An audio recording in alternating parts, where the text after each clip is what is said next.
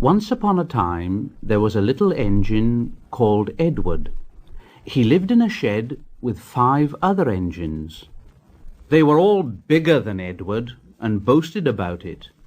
They said, "The driver won't choose you again. He wants big, strong engines like us." Edward hadn't been out for a long time, and he began to feel sad.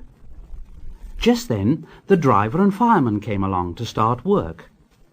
The driver looked at Edward and said, "What's the matter? Are you feeling sad? Would you like to come out today?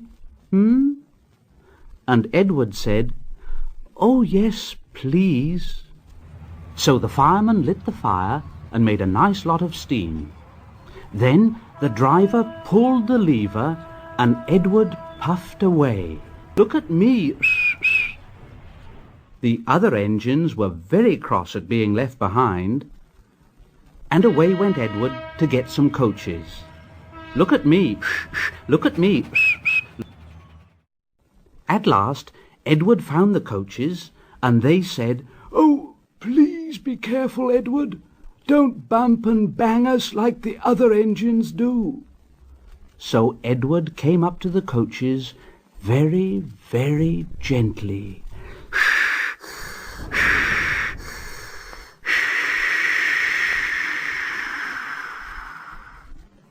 And the shunter fastened the coupling. The coaches were very pleased. "Thank you, Edward. That was kind. We are glad you're taking us today." Then they went to the station where the people were waiting. "Here we are."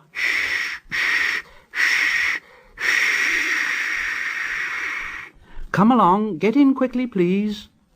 So the people got in quickly, and Edward waited happily for the guard to blow his whistle and wave his green flag. He waited and waited, and there was no whistle and no green flag. Edward was getting anxious. "Where is that guard?" The driver and fireman asked the station master. Have you seen the guard? No. They asked the porter. Have you seen the guard? Yes, last night." Edward began to get cross. Are we ever going to start? Just then a little boy shouted, "Here he comes!" And there the guard was, running down the hill with his flags in one hand and a sandwich in the other. He ran onto the platform, blew his whistle, and jumped into his van. Edward puffed off. He did have a happy day. All the children ran to wave as he went past, and he met old friends at all the stations. He worked so hard that the driver promised to take him out again next day. And he told the other engines in the shed that night, "I'm going out again tomorrow. What do you think of that, But he didn't hear what they thought, for he was so tired and happy that he fell asleep at once.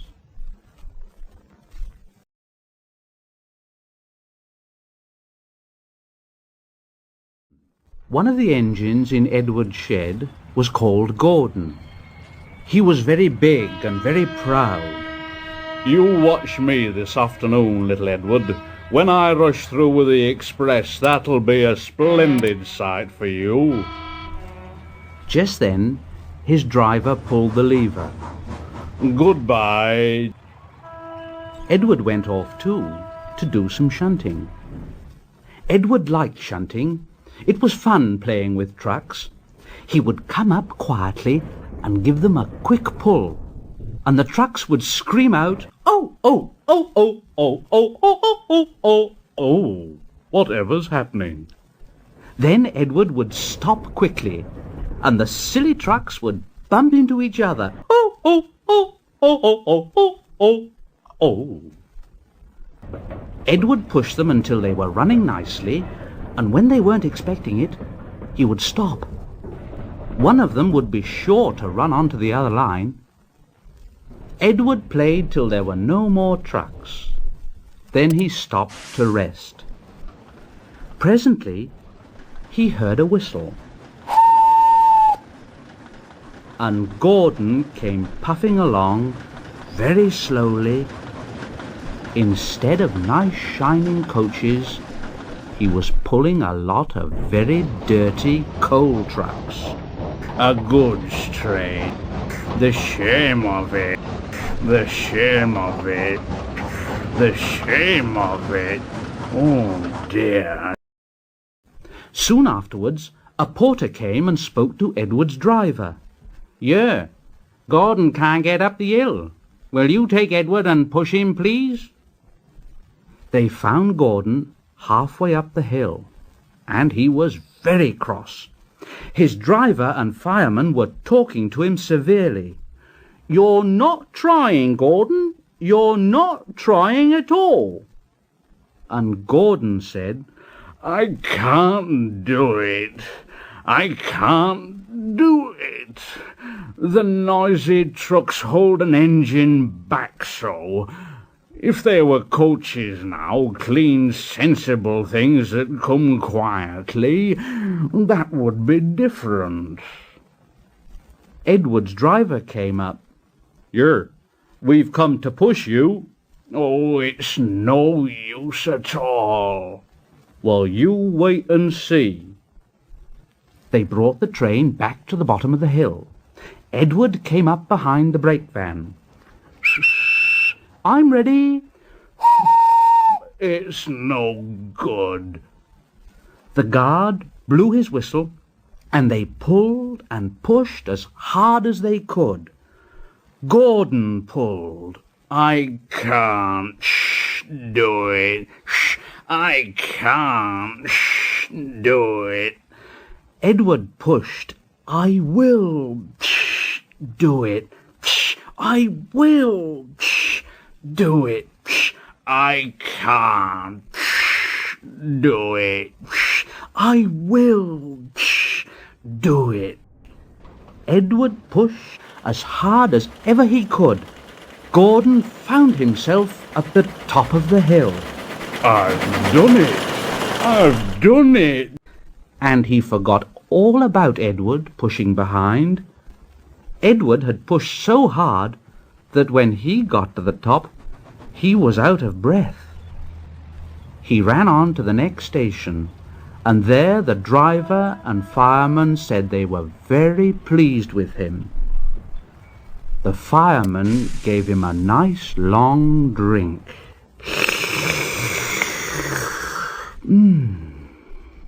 And the driver said, "I'll get my paint out tomorrow and give you a beautiful new coat of blue with red stripes. Then you'll be the smartest engine in the shed." Once an engine attached to a train was afraid of a few drops of rain. It went into a tunnel and squeaked through its funnel and never came out again. The engine's name was Henry. His driver and fireman argued with him, but he wouldn't move. He said, No, I shan't come out, so there. The rain will spoil my lovely green paint with red stripes. The guard blew his whistle till he had no more breath, and waved his flags till his arms ached. But Henry stayed in the tunnel. I'm not going to spoil my lovely green paint and red stripes for you. The passengers came and argued too, but Henry would not move. No! Leave me alone. A fat director who was on the train told the guard to get a rope. "Now, Henry, we will pull you out." They hooked the rope on, and all pulled except the fat director. My doctor has forbidden me to pull." They pulled, and pulled and pulled, but still Henry stayed in the tunnel. Then they tried pushing from the other end. The fat director said, 1, 2, 3, push! But he didn't help himself. He said, My doctor has forbidden me to push. They pushed and pushed and pushed, but still Henry stayed in the tunnel. At last, another train came. The guard waved his red flag and stopped it. The 2 engine drivers, the 2 firemen, went and argued with Henry. Look, Henry, it's stopped raining. Yes, but it'll begin again soon, and what would become of my green paint with red stripes then? So they brought the other engine up, and it pushed and puffed and puffed and pushed as hard as ever it could. But still Henry stayed in the tunnel. So they gave it up, and the fat director told Henry, We shall leave you there for always and always and always.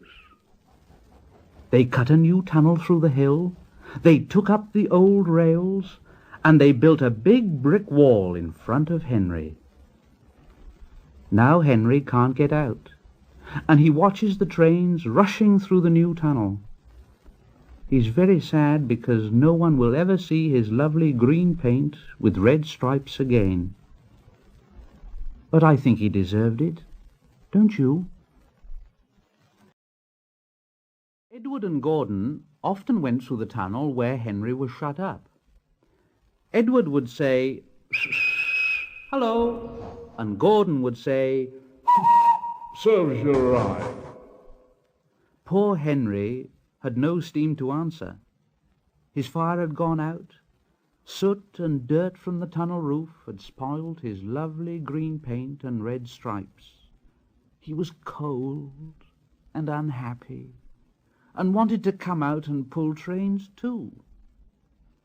Gordon always pulled the express. He was proud of being the only engine strong enough to do it. There were many heavy coaches full of important people like the fat director who'd punished Henry. Gordon was seeing how fast he could go. Faster, faster, faster, faster. And the coaches went.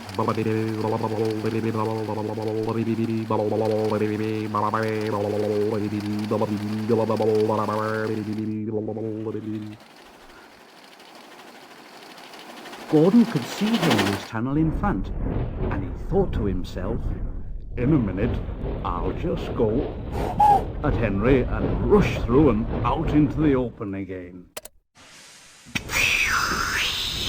Oh dear! Oh, what's happened?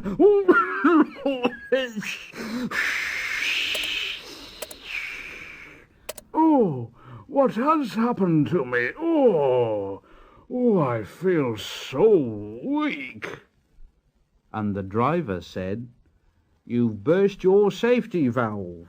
You can't pull the train any more." Oh dear, and we were going so nicely too. Look at Henry laughing at me. Everybody got out and came to see Gordon. The fat director said, Yes, I never liked these big engines. Always going wrong. Send for another engine at once. While the guard went to find one, they uncoupled Gordon and ran him onto a siding out of the way.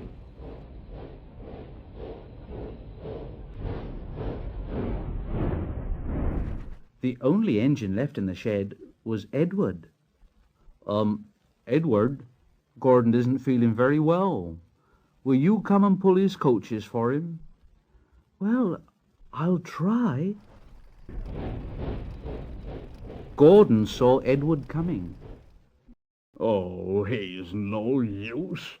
Edward can't pull a train. Edward puffed and pulled and pulled, and puffed, but he couldn't move the heavy coaches. I told you so. Why not let Henry try, And the fat director said, All right, I will. Henry, will you help pull this train? And Henry was delighted. Oh, yes, certainly. Only too pleased. So Gordon's driver and fireman lit his fire, some plate layers broke down the wall and put back the rails, and when he had steam up, Henry puffed out. He was dirty. His boiler was black and he was covered with cobwebs. You'd better have a run and ease your joints and find a turntable.